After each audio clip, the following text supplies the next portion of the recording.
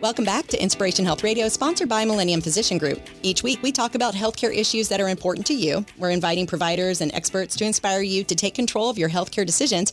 I'm Michelle McCormick, and today our conversation is about knowing your options when it comes to Medicare. The annual enrollment period begins on Friday, October 15th, and we're going to break it down for who it's for, what's involved, and how we're going to get it done during this almost 8-week period ending on December 7th. So you'll want your pen and paper ready, right, Andy? Our guest today is Andy Stansfield with Stansfield Health and Life, and we are seriously breaking down the parts of Medicare and why annual enrollment period is very important, especially for folks aging in.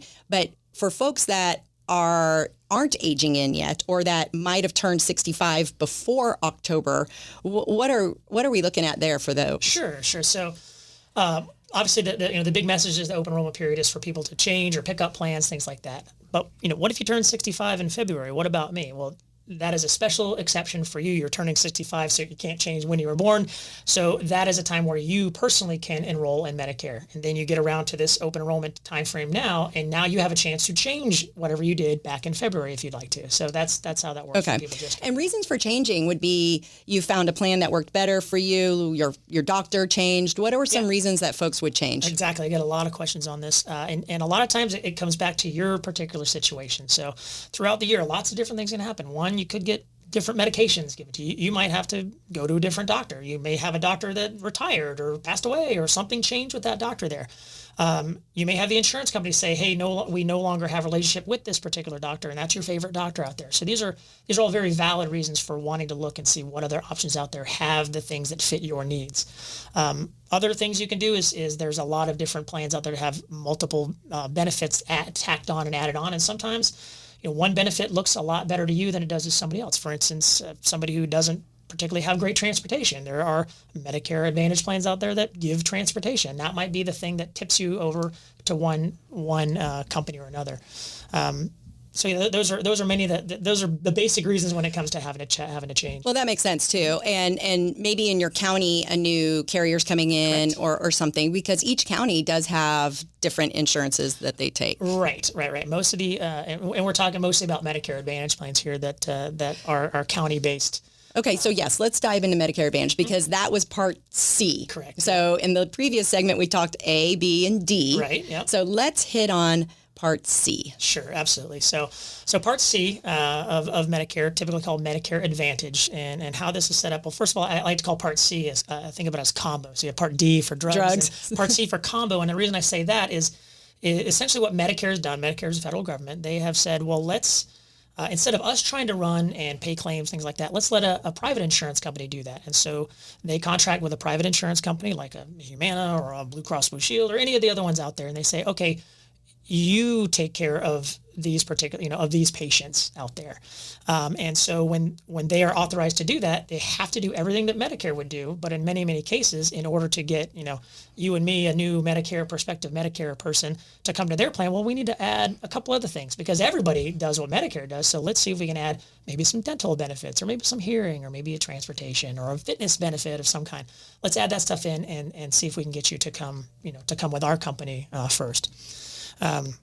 Well, and that's where someone like you comes in. So, Andy Stansfield is with Stansfield Health and Life, and you help people make the best decisions for both their themselves, perhaps their spouse who's also 65 and over, but their income, maybe they're on a fixed income, and maybe they do like to drive and travel, and they like their teeth and their eyes and their gym membership. So you help guide them to a plan that would work best for them. That's correct, yeah. All right. So Medicare Advantage, big talk. For me, a long time, it was a hard time understanding what Medicare Advantage was. And I like the combo, the Part C combo. Medicare Advantage, what is the advantage besides it all being grouped together? And that combo being they do everything Part A does, everything Part B does. And in many, many cases, they also include a Part D plan. So you kind of get all of it all in one. So they call it Advantage because they do well more than what normal Medicare would do. For instance, dental, hearing, and vision. Most of Medicare Advantage plans have some sort of benefits, across those three categories. If you just have regular old Medicare, you don't have any sort of other coverage, preventative care, any sort of thing like that, having to do with dental, vision, hearing. So the advantage part to that is essentially, instead of using the Medicare system the way it was originally designed, you are now part of a particular insurance company's plan, just like you might have been if you had a job. Employer coverage back before before that time, at an HMO or a PPO. These plans are set up a lot like that, where like I said, all services that would normally be paid by Medicare are now done as a member of that particular insurance company. So what's your out-of-cost pocket for something like that? Is that a person who's retiring at a higher income? Who is Medicare Advantage for? Yeah. So to be honest, Medicare Advantage could be for a lot of people. Really, the only other alternative to there is something called a Medicare supplement. And I like to divide the two this way. A Medicare supplement plan is a policy that you purchase and you pay for every single month, and they will pay for anything that Medicare, the portion that Medicare doesn't pay for. So that's nice to have. Mm-hmm. But what if you don't use a lot of health care? Right. You don't go to the doctor multiple times, a month. It may be hard to pay that monthly amount every single month and not actually use it. A Medicare Advantage plan typically does not charge you, or charge you a very small amount per month. And you are actually only paying out when you go see a doctor. So it can be for a lot of people. I think most Medicare Advantage plans are arranged in two different categories, one called a health maintenance organization, or an HMO, another in a preferred provider organization, or a PPO. Kind of specifically looking at an HMO, the words there, health maintenance organization. This is an organization that the goal is to maintain the health of its members. That's the whole reason that it's structured the way that it is. So I really think that Advantage plans are they're certainly a little bit newer than supplements. Supplements were about the only thing you used to be able to do, but as they grow and develop, Medicare Advantage plans can really be for anybody out there in any situation. Well, it sounds great. I mean, I'm not near 65 yet. Not yet. But looking ahead, I like to know what my options are. And everybody, people joke, it's like, oh, Medicare's not going to be around when I get there, or when my kids get there. Medicare's not going to be an option. Is that what is the likelihood of that? I don't see that being extremely likely. I'd be very, very surprised to see something like that. I think if that happened, then I think the world would have a lot more issues to deal with at the same time. I think there'd be probably more stuff going on in the country than just worrying about Medicare. Right.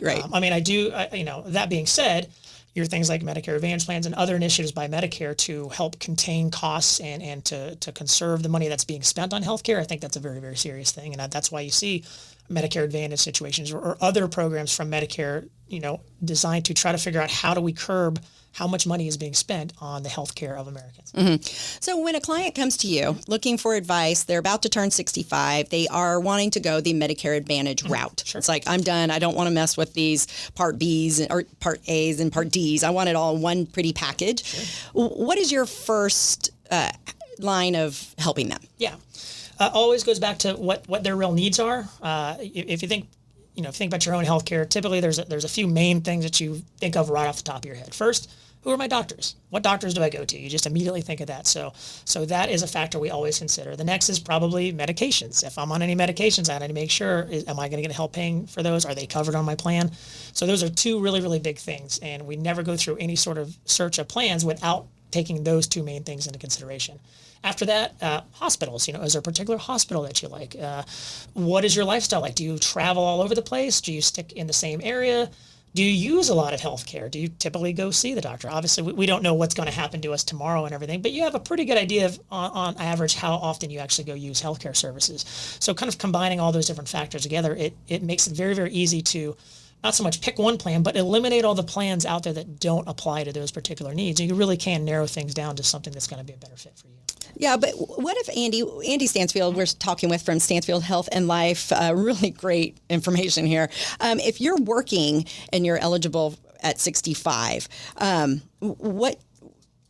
your employer help pay for any of your Medicare?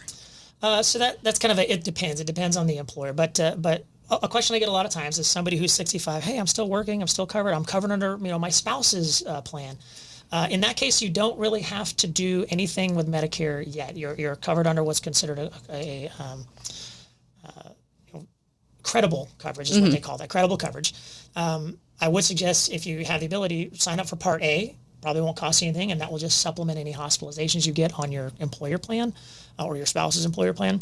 But Part B, you can do what's called delayed. You don't have to take that because essentially those services that Part B helps with is already taken care of by your employer plan. So usually what I will do is I'll say, well, let's look at what your employer plan does, and let's look at what you could have through Medicare and or maybe Medicare Advantage, and just see what is better based on your particular situation. But you don't have to jump over until you are ready to leave that employer. Sometimes the employer plan is better, and then sometimes it's not. And you will have some companies out there that, as a really nice benefit as a retiree, they will offer a stipend to help pay for certain things, or they'll say we have our own special retiree Medicare plan. But that's going to be on a company by company basis, and that we just talk through that and see if that's really the best for you or not. Yeah, I have friends who, her husband is going to hit 65 a few years before her, Gotcha. And he wants to retire. But does that throw her into a COBRA type of situation too? Yeah, if she stands to lose health coverage from his retirement, from his retirement, then, and if she's below the age of 65 herself, then her first place we would go is to what's called the marketplace, and this is an entirely different section of health insurance plans. Some people call it Obamacare. The marketplace. This is essentially the federal government, again, is helping to pay for monthly premiums on plans that are on a public marketplace. This has nothing to do with Medicare. It's all from the government, but has nothing to do with Medicare at the time. And then she would look at plans in that category until she turns 65. We get her moved over to Medicare, and then you have all those other Medicare options as well. So, okay. Either way, I help with all of that. Yeah, you do. All right, Andy Stansfield with Stansfield Health and Life. We're going to take a quick break, but we will continue the conversation. We're going to hit a little bit more about the annual enrollment period that starts on October 15th. So stick around. The conversation will continue. Inspiration Health Radio, sponsored by Millennium Physician Group. We'll be right back.